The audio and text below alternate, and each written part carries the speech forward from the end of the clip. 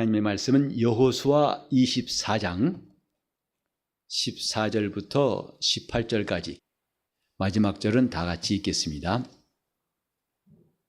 그러므로 이제는 여호와를 경외하며 성실과 진정으로 그를 섬길 것이라. 너희의 열조가 강 저편과 애굽에서 섬기던 신들을 제하여 버리고 여호와만 섬기라. 만일 여호와를 섬기는 것이 너희에게 좋지 않게 보이거든 너희 열조가 강 저편에서 섬기던 신이든지 혹 너희의 거하는 땅 아모리 사람의 신이든지 너희 섬길 자를 오늘날 택하라. 오직 나와 내 집은 여호와를 섬기겠노라. 백성이 대답하여 가로되 여호와를 버리고 다른 신들을 섬기는 일을 우리가 결단코 하지 아니하오리니 이는 우리 하나님 여호와 그가 우리 열조를 인도하여 애굽 땅 종되었던 집에서 나오게 하시고 우리 목전에서 그 큰 이적들을 행하시고 우리가 행한 모든 길에서 우리 지난 모든 백성 중에서 우리를 보호하셨음이며 여호와께서 또 모든 백성 곧 이 땅에 거하던 아모리 사람을 우리 앞에서 쫓아내셨습니다. 그러므로 우리도 여호와를 섬기리니 그는 우리 하나님이심이니이다.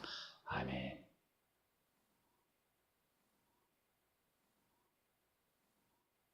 여호수아가 드디어 가나안 땅에 들어가 가지고 하나님이 주신 약속의 땅을 다 얻고 이제 각 지파별로 그 땅을 분배한 다음에 여호수아가 말한 것입니다. 여호수아의 마지막 이야기이기도 하지요.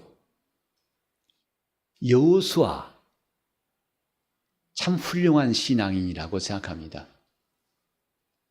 그것은 일관되게 하나님을 섬긴 사람이라는 것, 그의 시작부터 한 번도 굽어지지 않고 꺾어지지 않고 하나님 앞에서 신실한 사람, 그러므로 60만 3,550명 애굽에서 나온 사람 가운데 가나안 땅 들어간 두 사람 가운데 하나였습니다. 여호수아가 하나님 앞에서 신실하게 살아왔던 모습들을 보면서 우리 신앙의 방향, 우리도 어떻게 믿어야겠구나 하는 것을 여기서 배우게 됩니다. 그는 누구인가? 이 성경에 보면 여호수아와 함께 갈렙을 성경에 소개하고 있는데 갈렙도 하나님 보실 때 저는 마음이 다른 사람과 전혀 달라서, 그러니까 광야에 나온 이스라엘 사람들, 그 수많은 사람들, 그들 마음과는 달라서 온전히 나를 쫓았은즉 이라고 하나님께서 갈렙을 칭찬하셨습니다. 그리고 여호수아도 그와 같은 사람이었기 때문에 그들은 마침내 40년 만에 가나안 땅 들어갔습니다. 참 하나님 앞에서 우리가 여호수아와 같이 살 수 있을까? 지금 우리가 성경을 볼 때마다 아브라함도 그렇고 다윗도 그렇고 엘리야도 그렇고 우리가 따라가려면 한참 멀었다 생각합니다.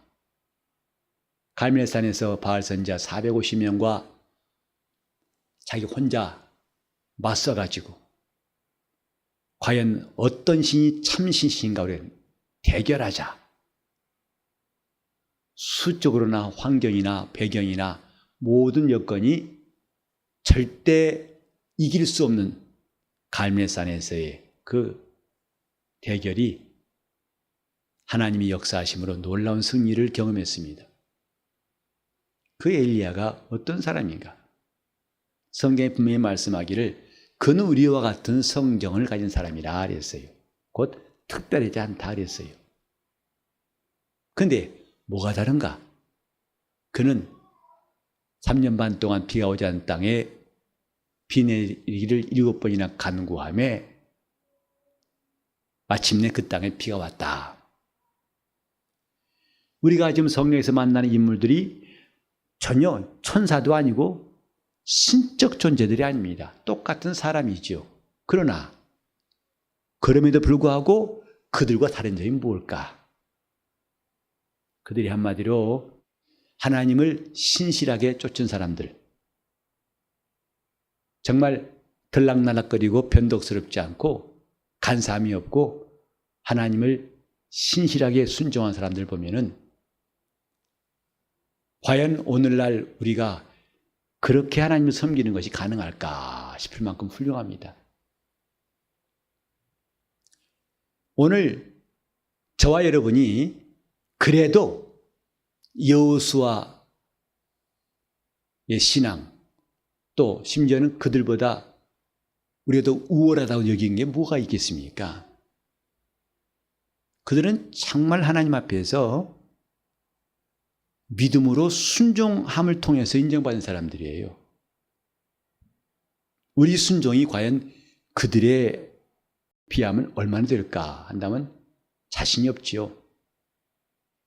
그런데도 우리가 담대한 것은 뭐냐 하면 비록 우리는 여호수아 같지 않고 갈렙 같지 않고 아브라함처럼 하나님은 죽은 자를 살리시고 없는 것을 있는 것처럼 부르신다는 그 담대한 믿음, 백세에 얻은 독자라도 즉시 순종해서 내놓을 만한 그런 신앙의 실천은 없었을지라도 그래도 우리가 기죽지 않고 하나님께 나올 수 있는 것은 뭐냐면 은혜입니다.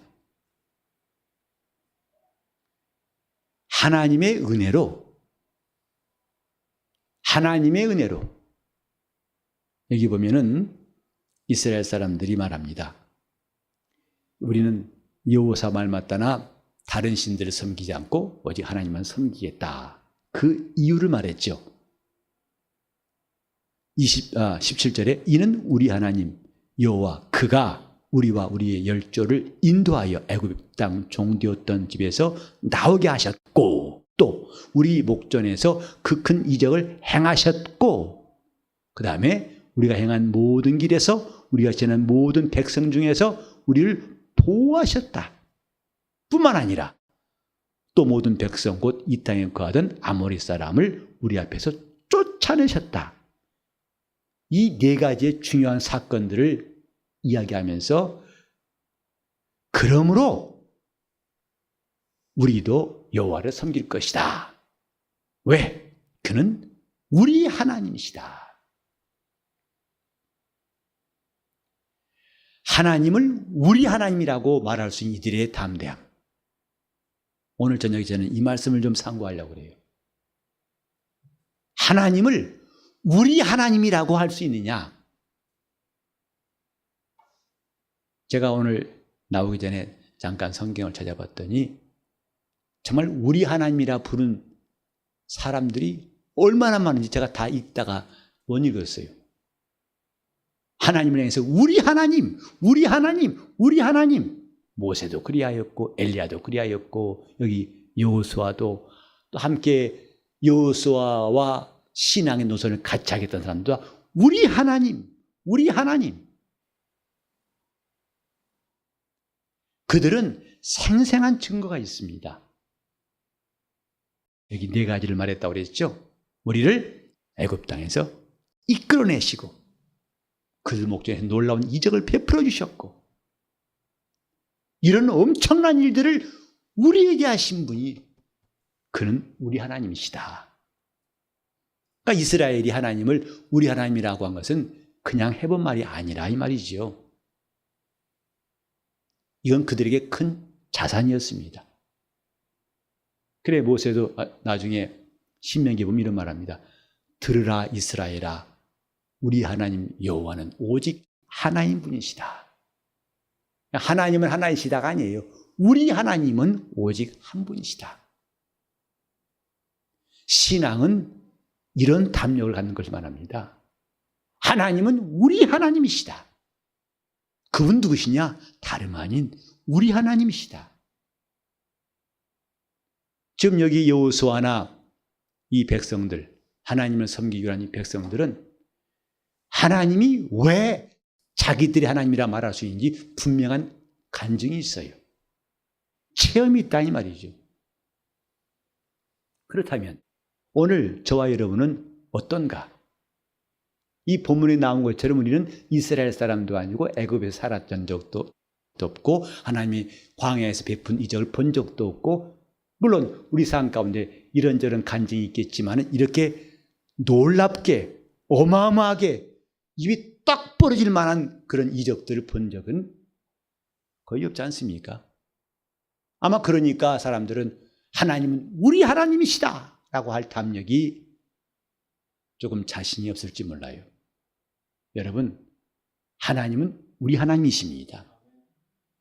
그분이 누구시냐? 우리 하나님이시다. 하나님 앞에서 우리가 가진 담력이 뭐냐? 지금 우리는 예수 믿고 나서 얻은 것이 눈에 보이는 것, 예를 들면은 중환병에서 고침받았다든지 또 재산이 늘었다든지 놀라운 체험이 있다든지, 이것은 다 똑같지 않습니다. 그런 간증은 다 똑같지 않아요. 그래서 우리가 간증할 때 조심해야 할 것은 내가 가진 간증을 다른 사람에게 일반화시키려는 이런 것들을 조심해야 한다 이 말이에요. 간증과 설교는 달라요. 간증은 매우 개인적이고 주관적인 것이고 다양한 겁니다. 하나 설교는 객관적이고 일반적인 거예요. 즉 간증은 그 사람이 그 환경에서 그런 주님을 만나는 모습, 이 모습은 다양할 수 있어요. 이 사람은 있을 수 있고 이 사람은 없기도 하고, 이 사람은 세모, 이 사람은 네모. 그래서 하나님이 일하신 간증을 다 말한 다음에 그러므로 여러분도 나처럼 이렇게 해서 이렇게 하시기 바랍니다. 이것은 설교예요. 지금 우리는 이 백성들 여호수아와 같은 간증은 없어요. 그럼에도 불구하고 우리가 여호수아 못지않게 하나님을 우리 하나님이라고 할 수 있는 근거가 무엇인가? 그게 바로 은혜입니다.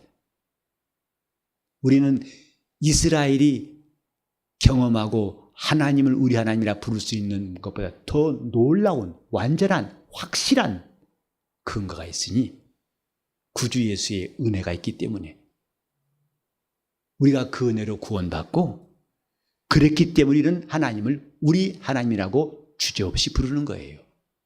하나님, 우리 하나님. 우리 하나님. 기도도 우리 하나님께 하는 것입니다.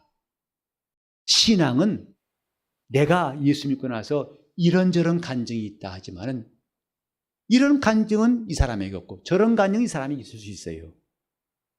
하지만 공통적인 게 뭐냐?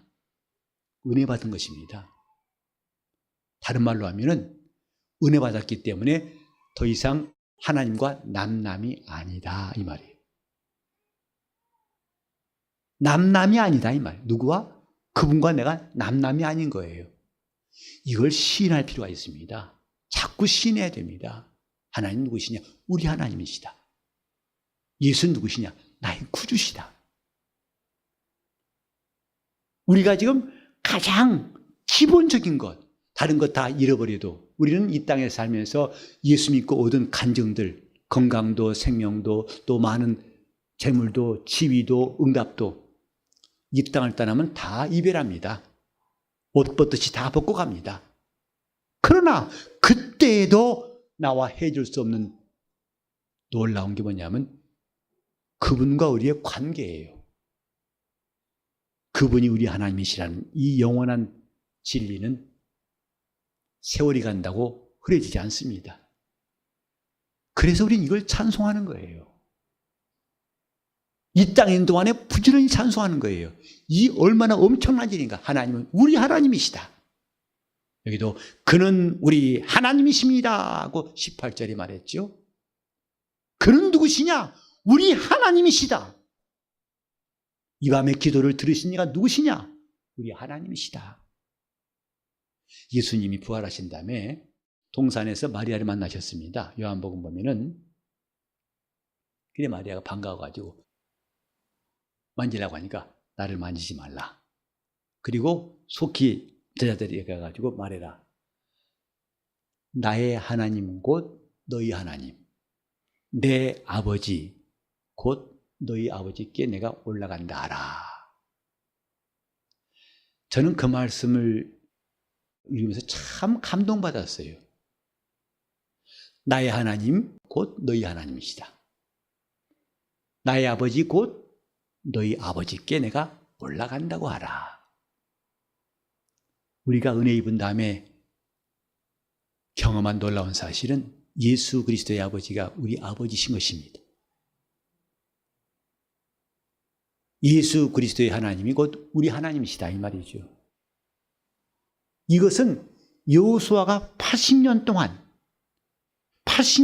그가 하나님 앞에 순종했던 결과 얻은 이 체험과 신분과 비교할 수 있을까? 예수님이 기도를 가르치실 때 이렇게 말씀했죠. 이렇게 기도하라. 하늘에 계신 우리 아버지요.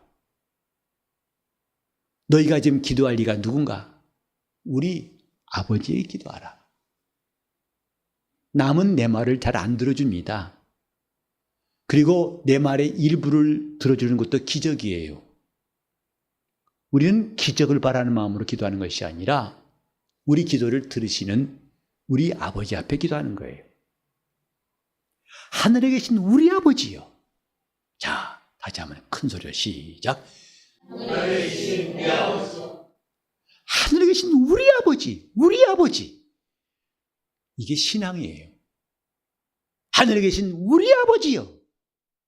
우리가 기도할 용기도 없고 담력도 없고 체험도 없고 확신도 없고 마음은 심란하고 다 관계없어요.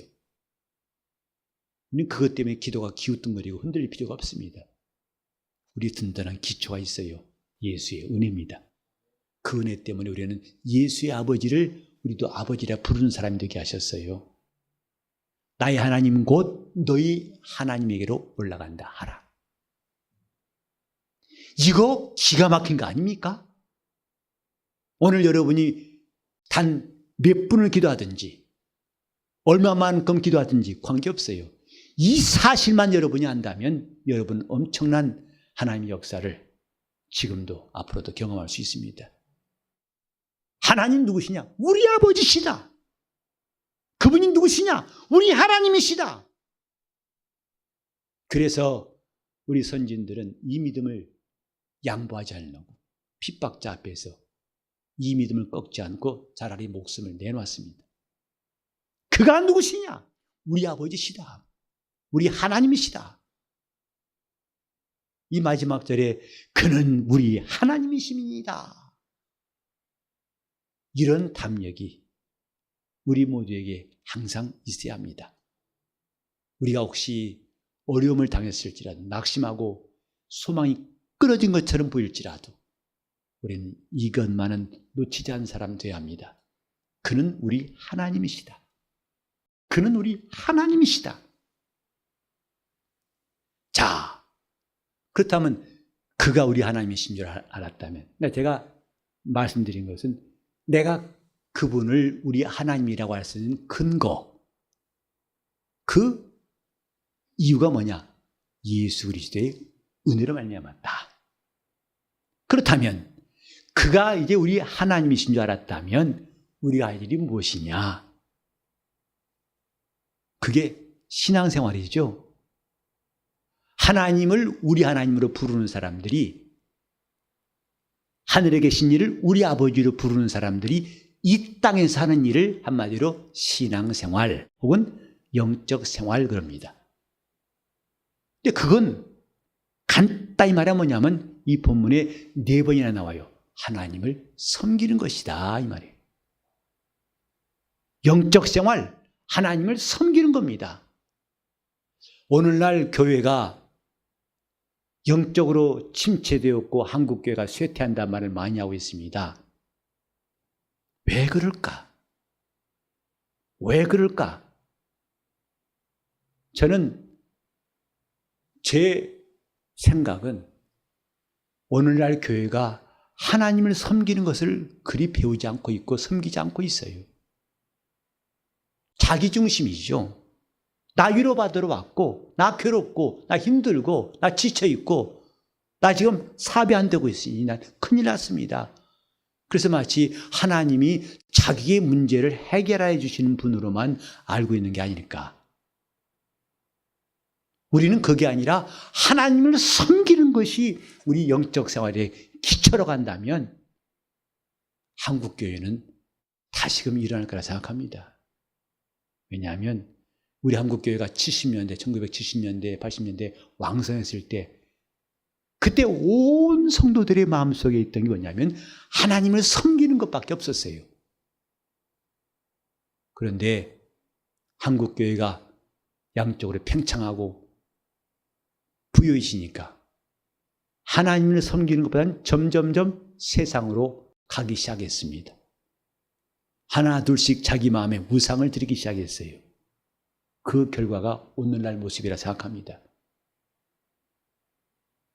여호수아는 담대히 말했어요. 오늘 선택하라.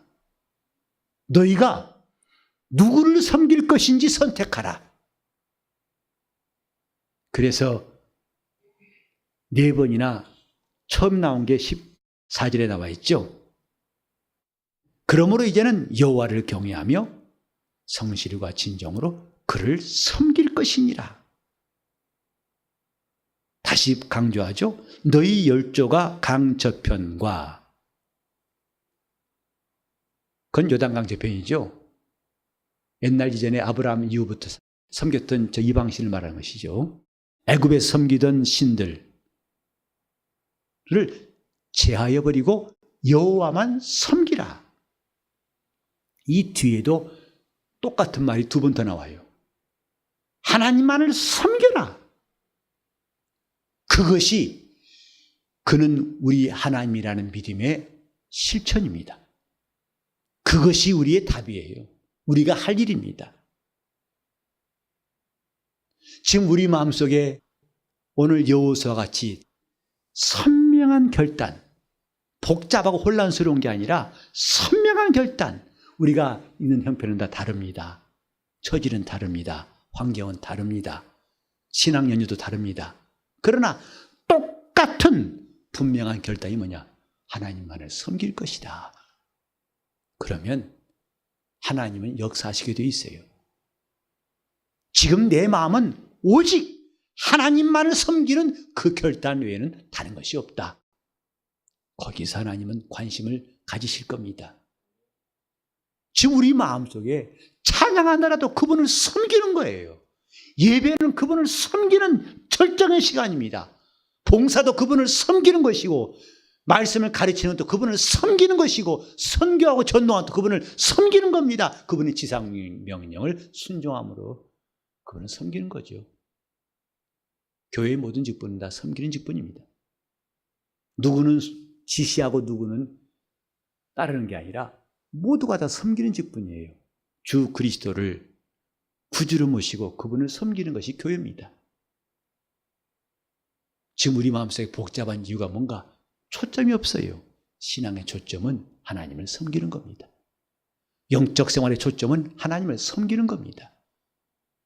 내가 지금 어떻게 할까? 그런 혼란 가운데 답은 뭐냐면 하나님을 섬기는 겁니다. 어떻게? 내가 시간을 들여서. 다들 바쁘시죠? 벌써 연휴가 시작돼가지고 공항도 사람들이 북적거리고 서울역도 사람들이 벌써 귀성행렬이 시작되었어요. 고속도로도 그렇고. 바쁘죠? 꼭 이때만 바쁜 게 아니라 우리는 평소에 바빠요. 참 바쁩니다. 특히 우리 교회는 성도들이 이 근처에 사신 분이 많은 게 아니라 반대로 멀리 사신 분들이 대부분이에요.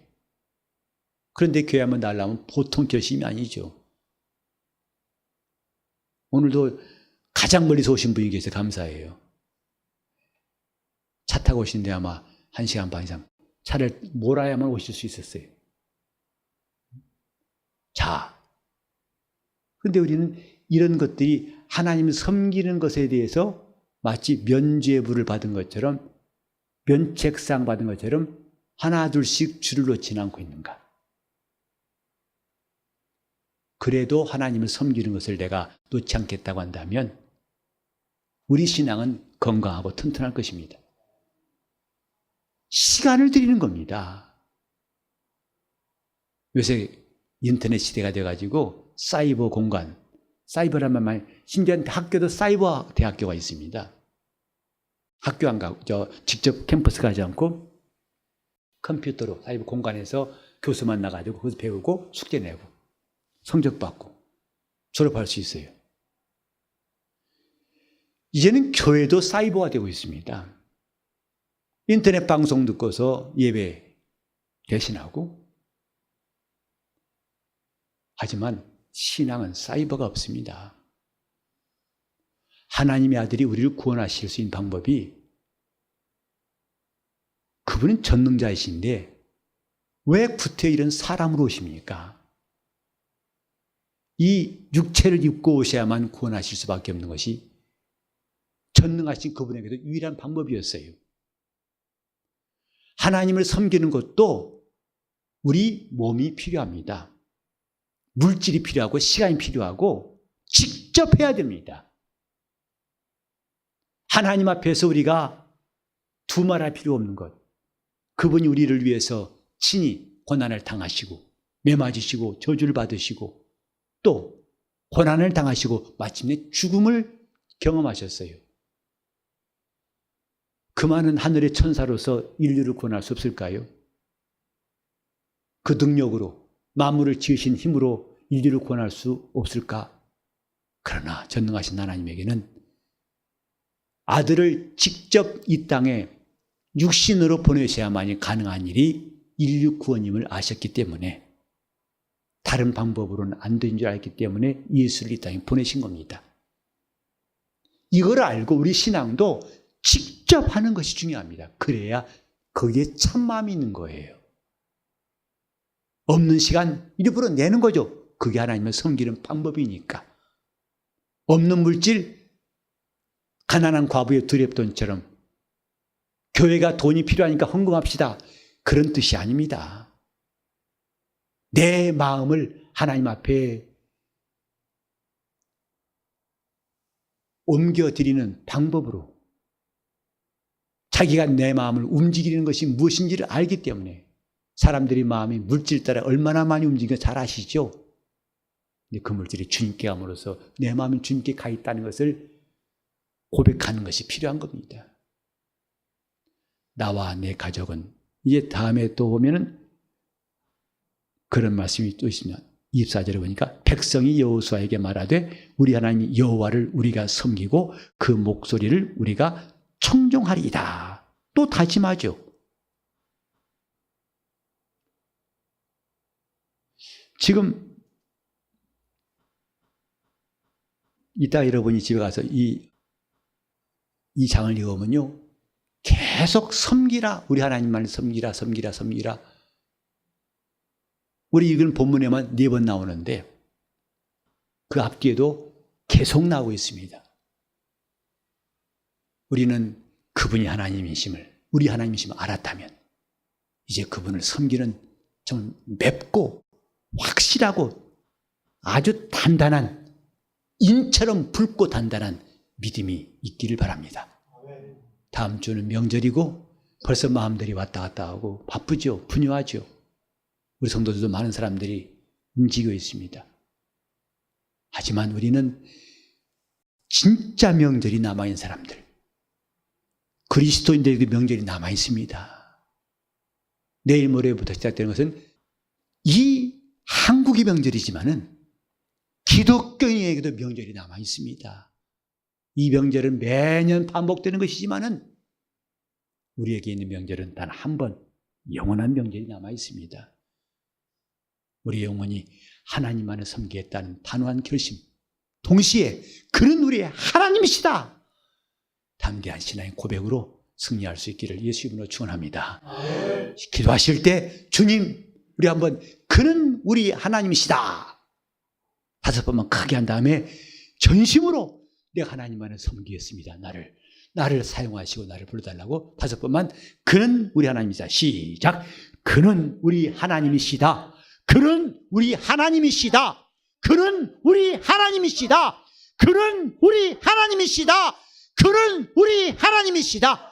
하나님 아버지, 우리가 주 예수 그리스도의 이름으로 은혜 받게 도와주셨고 하나님을 아버지라 부르게 하셨사오니 내 영혼이 이 담대한 신앙으로 오늘 밤 기도하게 도와주시옵소서. 세상의 많은 것들이 나의 힘될 수가 없고 그는 우리 하나님이심을 내 영혼이 고백하게 도와주시고 담대히 주 앞에 나갈 수 있도록 인도하여 주시옵소서.